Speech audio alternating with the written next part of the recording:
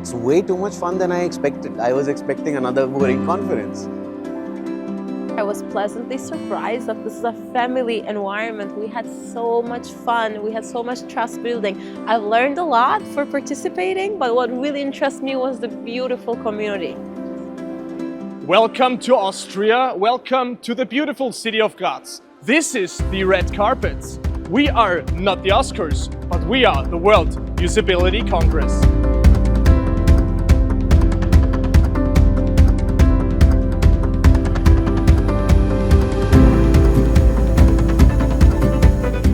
We serve champagne. We are not at the wedding, but here is the World Usability Congress.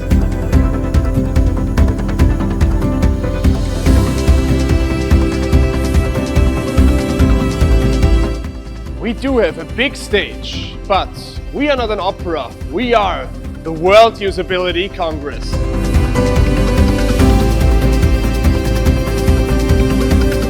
What I love about the World Usability Congress is its humanity.